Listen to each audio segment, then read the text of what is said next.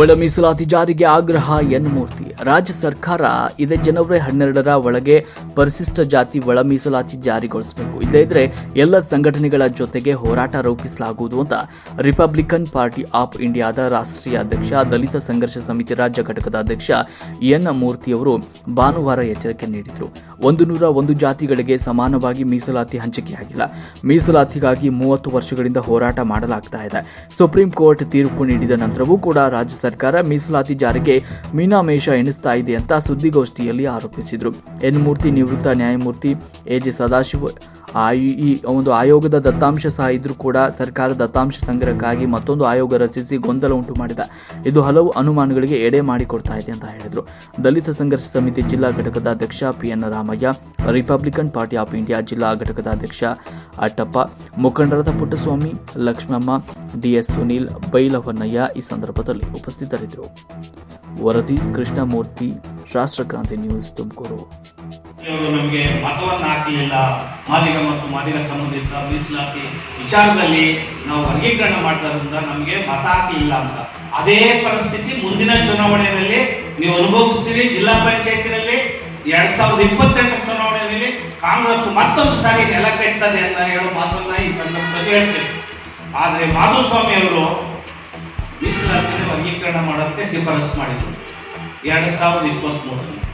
ಸಿದ್ದರಾಮಯ್ಯನವರು 2024ರಲ್ಲಿ ಶಿಫಾರಸು ಮಾಡಿದ್ರು ಕೇಂದ್ರ ಸರ್ಕಾರಕ್ಕೆ. ಸದಾನಂದ ಗೌಡರು 2012ರಲ್ಲಿ ಶಿಫಾರಸು ಮಾಡಿದ್ರು. ಈ ಎಲ್ಲದಕ್ಕೂ ಕೂಡ ಸದಾಶಿವ ಆಯೋಗದ ಅಂಕಿಅಂಶಗಳನ್ನು, ದತ್ತಾಂಶಗಳನ್ನು ಪಡೆದಿದ್ದಾರೆ. ಈಗ ನಾನಿಲ್ಲಿ ಪ್ರಶ್ನೆ ಮಾಡಕ್ ಹೋಗ್ತೀನಿ ಸರ್ಕಾರಕ್ಕೆ, ನೀವು ದತ್ತಾಂಶ ಇಲ್ಲ ಅಂತೇಳಿ ಹುಡುಕಾಟ ಮಾಡೋಕ್ಕೆ 4 ತಾಸು ಕಮಿಟಿ ಕಳಿಸಿದ್ದೀವಿ. ದತ್ತಾಂಶ 2001ರ ಜನಗಣತಿಲಿದೆ, 2011ರ ಜನಗಣತಿಲಿದೆ, 2015ರಲ್ಲಿ ಕಾಂತರಾಜ್ ಆಯೋಗದ ವರದಿ ಕೊಟ್ಟಿದೆ, ಅದರಲ್ಲಿ ದತ್ತಾಂಶ ಇದೆ. ಸದಾಶಿವ ಆಯೋಗ ಕೊಟ್ಟಿರುವಂತಹ ವರದಿನಲ್ಲಿ ದತ್ತಾಂಶ ಇದೆ. ಸರ್ಕಾರದಲ್ಲಿ ಒಂದು ದತ್ತಾಂಶ ಇದ್ರೂ ಕೂಡ ಖಂಡಿತ ಕುರುಡಾಗ್ತಾ ಇದ್ರಿ. ಅಂಗೈವರಿಗೆ ಕನ್ನಡಿ ಬೇಕನ್ನೋ ರೀತಿಯಲ್ಲಿ ಆಯೋಗವನ್ನ ಮಾಡಿದ್ದೀರಿ. ಈ ಆಯೋಗ ಮಾಡುವಂತಂದ್ರೆ ಹಿಂದಿನ ಹುನ್ನಾರ ನೀವು ಡಿಲೇ ಮಾಡೋದಕ್ಕೆ, ವಿಳಂಬ ಮಾಡುವಂತ ಜಾಣ ನೀತಿ, ಇದು ಕುರುಡ ನೀತಿ. ಇದು ಅನ್ಯಾಯ ಮಾಡುವಂತ 5,000 ಸಹಸ್ರ ವರ್ಷಗಳಿಂದ ನೀವು ಕಟ್ಟಕಡೆ ಸಮಾಜವನ್ನು ಅಸ್ಪೃಶ್ಯತೆ, ಜಾತೀಯತೆಯಲ್ಲಿ ತುಳಿದು ಈ ದೇಶದಲ್ಲಿ ಆ ಸಮಾಜವನ್ನು ಅತ್ಯಂತ ಕುಕರ್ಮಗಳಿಗೆ ನೀವು ಕಸುಬುಗಳಿಗೆ ಅಂಟಿಸಿ ಇನ್ನೂ ಆ ಸಮಾಜವನ್ನು ಎಷ್ಟು ವರ್ಷಗಳಲ್ಲಿ ನೀವು ಶೋಷಣೆ ಮಾಡ್ತೀರಿ ಅನ್ನೋ ಪ್ರಶ್ನೆಯನ್ನ ನಿಮ್ಗೆ ನಾನು ಮಾಡಕ್ಕೆ ಇಚ್ಛೆ ಪಡ್ತೀನಿ. ಮಾಧವಸ್ವಾಮಿ ಅವರು ರಿಪೋರ್ಟ್ ಮಾಡಿದಾಗ ಬಿಜೆಪಿ ಸರ್ಕಾರ ನಾವು ಭಾರಿ ಆಶಾದಾಯಕ ತಿಳ್ಕೊಂಡಿದ್ವಿ. ಆದ್ರೆ ಅವ್ರು ಮಾಡಿರೋಂಥದ್ದು ನೋಡಿ, ಅವರು ಒಂದು ವಿಚಾರವನ್ನ ಮಾಡ್ತಾರೆ, ಪ್ರಸ್ತಾಪ ಮಾಡ್ತಾರೆ ಅವ್ರ ವರದಿನಲ್ಲಿ. ಅಂದ್ರೆ ಮಾದಿಗ ಸಮಾಜಕ್ಕೆ 6, ವಲಯ ಸಮಾಜಕ್ಕೆ 5.5, ಬೋವಿ ಪರಮಾತ್ಮರ್ಚ ಸಮಾಜಕ್ಕೆ 4.5, ಆದಿವಾಸಿ ಇತರರಿಗೆ 1.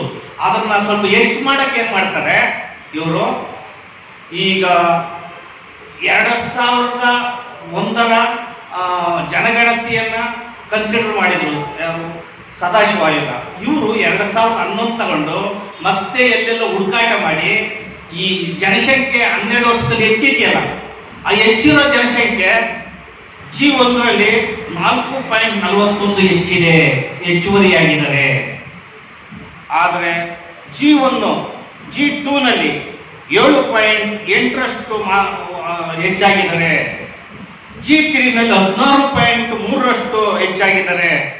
G4ರಲ್ಲಿ 13.22ರಷ್ಟು ಹೆಚ್ಚಾಗಿದೆ ಅಂತ ಹೇಳ್ತಾರೆ. ಈ ಬೋವಿ, ಪರಮ, ಪರಿಚ, ಲಮಾಣಿ ಸಮಾಜದಲ್ಲಿ 14.3ರಷ್ಟು ಹೆಚ್ಚಿಗೆ ಆಗಿದ್ದಾರೆ ಅಂತ ಹೇಳಿ, ಈ ಮಾದಿಗ ಮತ್ತು ಮಾದಿಗ ಸಂಬಂಧಿತ ಜಾತಿಗಳಲ್ಲಿ ಬರೀ 4.41ರಷ್ಟು ಮಾತ್ರ ಹೆಚ್ಚಿಗೆ ಆಗಿದೆ ಅಂತೇಳಿ ಮೀಸಲಾತಿಯನ್ನ 2 ಹೆಚ್ಚುವರಿ ಮೀಸಲಾತಿಯನ್ನು ಕೊಟ್ಟಾಗ ಈ ಸಮಾಜಕ್ಕೆ ಕೊಟ್ಬಿಡ್ತಾರೆ.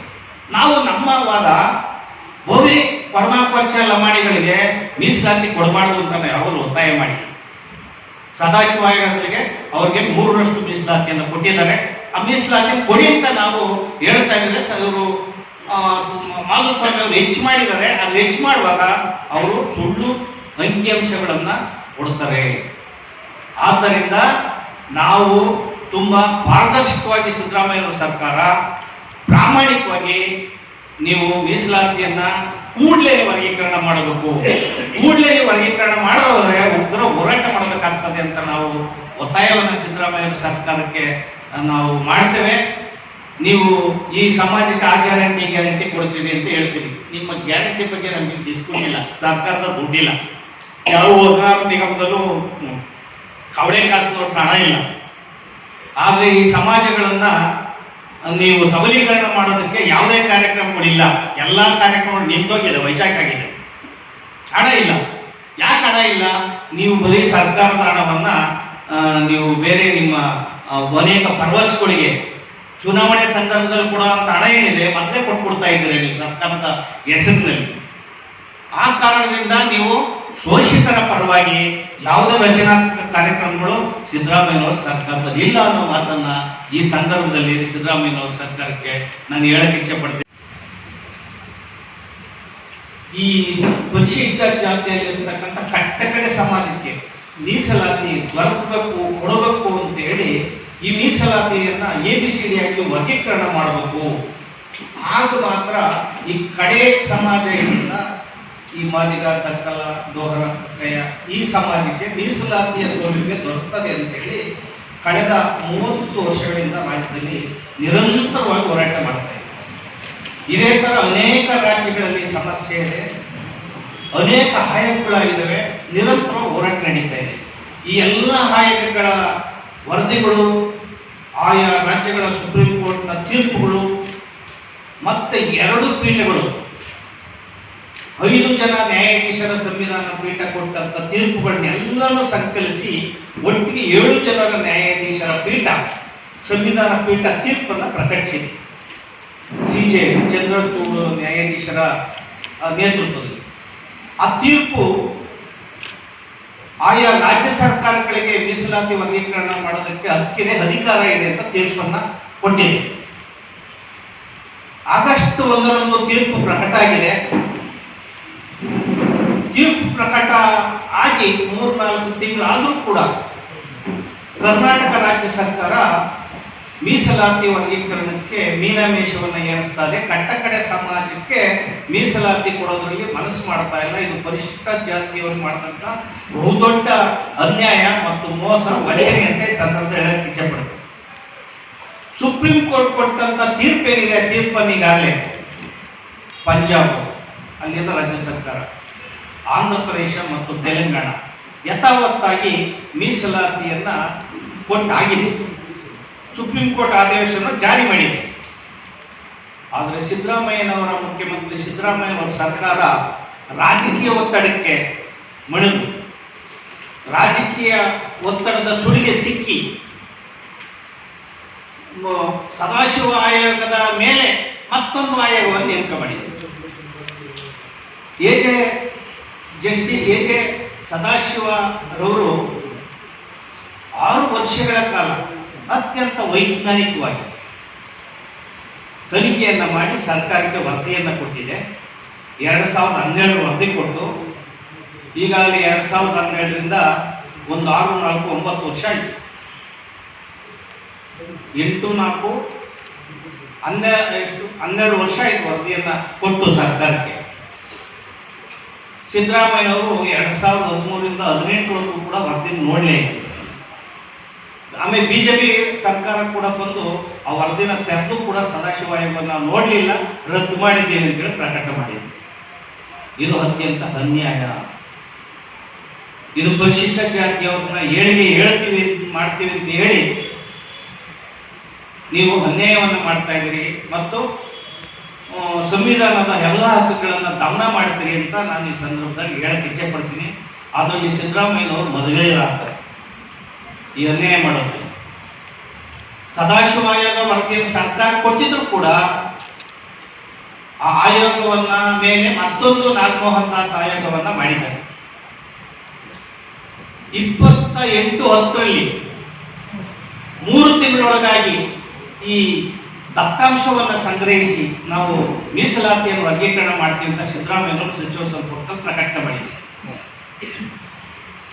ಮತ್ತೆ ಈ ಮೀಸಲಾತಿ ವರ್ಗೀಕರಣ ಆಗೋವರೆಗೂ ಕೂಡ ನಾವು ಯಾವುದೇ ಉದ್ಯೋಗ ನೇಮಕಾತಿಯನ್ನು ಮಾಡಲ್ಲ ಅಂತೇಳಿ ಈ ಹೋರಾಟಕ್ಕೆ ಒತ್ತಡಕ್ಕೆ ಮನೋದು ಹೇಳಿದ್ರು. ಅದ್ರ ಒಳಗೆ ಉದ್ಯೋಗ ನೇಮಕಾತಿ ನಡೀತಾ ಇದೆ. ಇದು ಆತಂಕಕ್ಕೆ ಕಾರಣ ಆಗಿದೆ.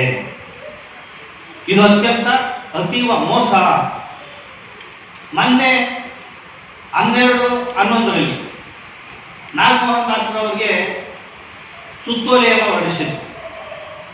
ಆದರೆ 2 ತಿಂಗಳು ಗಡುವನ್ನು ಕೊಟ್ಟರು. ಈಗಾಗಲೇ ಜನವರಿ 12ಕ್ಕೆ 2 ತಿಂಗಳು ಮುಗಿದೋದು. ನಾವು ಜನವರಿ 12ರವರೆಗೂ ಕಾಯ್ತೇವೆ. ಆ ನಂತರ ಜನವರಿ 12ರ ನಂತರ ನೀವು ಜನವರಿ 12 ಒಳಗಡೆ ನೀವು ಕೊಟ್ಟಂತ ಮಾತು, ಕ್ಯಾಬಿನೆಟ್ ಕೈಗೊಂಡ ತೀರ್ಮಾನ ನೀವು ಜಾರಿ ಮಾಡದ ಹೋದ್ರೆ, ಅನುಷ್ಠಾನ ಮಾಡದ ಮೀಸಲಾತಿಯನ್ನ ರಾಜ್ಯಾದ್ಯಂತ ಉಗ್ರ ಹೋರಾಟ ಆಗ್ತದೆ. ಇದಕ್ಕೋಸ್ಕರ ಸಮುದಾಯದ ಎಲ್ಲಾ ಸಂಘಟನೆಗಳು 6 ಹಂತದ ಸಭೆಗಳನ್ನ ಮಾಡಿ ಎಲ್ಲರೂ ಒಂದೇ ವೇದಿಕೆಯಲ್ಲಿ ನಾವು ಸಂಘಟಿತರಾಗಿದ್ದೇವೆ, ಒಗ್ಗಟ್ಟಾಗಿದ್ದೇವೆ, ಒಂದಾಗಿದ್ದೇವೆ. ಜನವರಿನಲ್ಲಿ ನೀವು ಮತ್ತೊಂದು ಸಾರಿ ನೀವು ಈ ರಾಜಕೀಯ ಕಾಂಗ್ರೆಸ್ ಮುಕ್ತ ರಾಜ್ಯ ಆಗ್ತದೆ ಕರ್ನಾಟಕದಲ್ಲಿ. ನೀವೇನಾದ್ರೂ ಕೂಡ ಮೋಸ ಮಾಡಿದ್ರೆ, ಸಿದ್ದರಾಮಯ್ಯನವರು 2018ರಲ್ಲಿ ಚುನಾವಣೆ ಪ್ರಾರಂಭ, 94ರಲ್ಲಿ ಹರಿಯಾಣದಲ್ಲಿ ಪ್ರಾರಂಭ, 92-93ರಲ್ಲಿ ತಮಿಳುನಾಡು ಹರಿಯಾಣ ಪ್ರಾರಂಭ ಆಗ್ತದೆ. ಎಲ್ಲಾ ಕಡೆ ಆಯೋಗಗಳಾಗ್ತವೆ. ಹರಿಯಾಣದಲ್ಲೂ ಕೂಡ ಮೀಸಲಾತಿ ವರ್ಗೀಕರಣಕ್ಕೆ ಅರ್ಶನಿಸಾನೆಯನ್ನ ತೋರಿಸ್ತಾರೆ. ಆದರೆ ಸಿದ್ದರಾಮಯ್ಯನವರ ಸರ್ಕಾರ ಈ ರೀತಿಯ ಅನ್ಯಾಯವನ್ನ ಮಾಡ್ತಾ ಇದೆ. ಆ ತರದ ಜನವರಿನಲ್ಲಿ ಉಗ್ರ ಹೋರಾಟವನ್ನು ಮಾಡ್ತೇವೆ ಅನ್ನೋ ಮಾತನ್ನ ಸಿದ್ದರಾಮಯ್ಯನವರ ಸರ್ಕಾರಕ್ಕೆ ಹೇಳಕ್ ಇಚ್ಛೆ ಪಡ್ತೀನಿ. ಬಿಜೆಪಿ ಕಾಂಗ್ರೆಸ್ ಎರಡೂ ಕೂಡ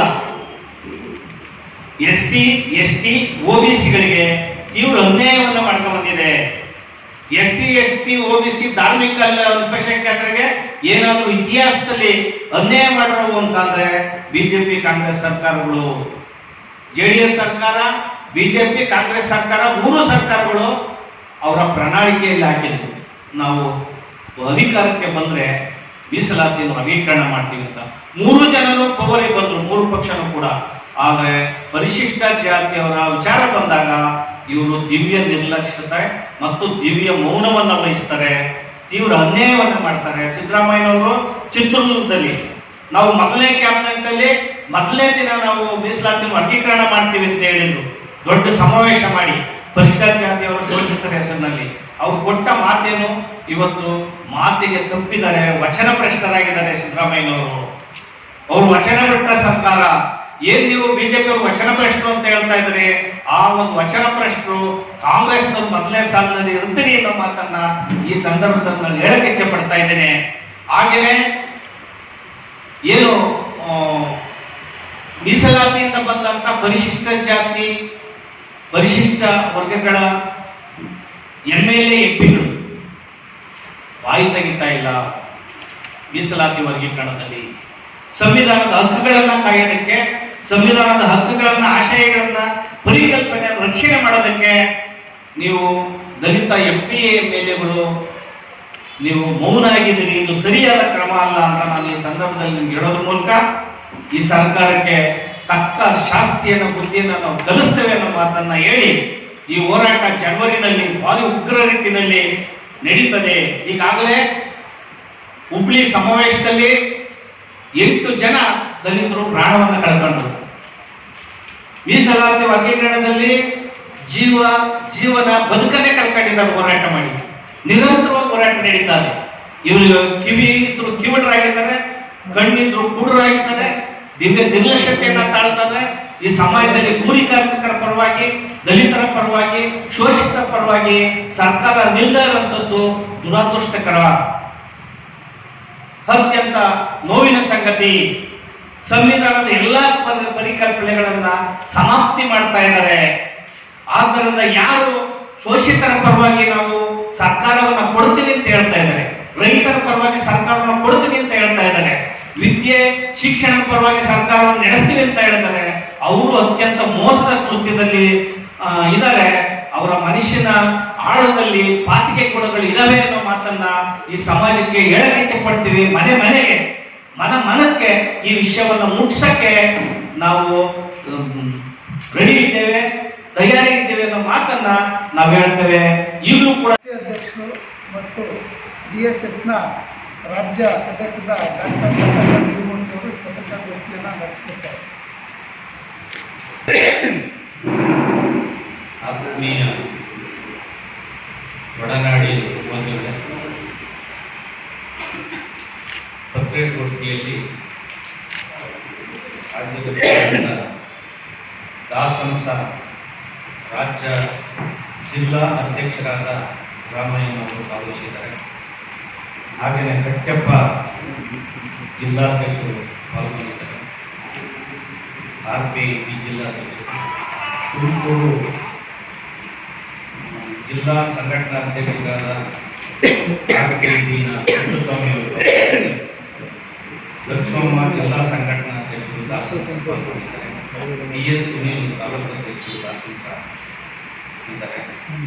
ಹಾಗೆಯೇ ಬೈಲವನ್ನೇನವರು ರಾಜ್ಯ ಸಮಿತಿ ನಿರ್ದೇಶಕರು ಮತ್ತು ಕೋದಂಡರಾಮಯ್ಯನವರು ರಾಜ್ಯ ಸಮಿತಿ ನಿರ್ದೇಶಕರು ದಾಸಂಸ ಪಾಲ್ಗೊಂಡಿದ್ದಾರೆ.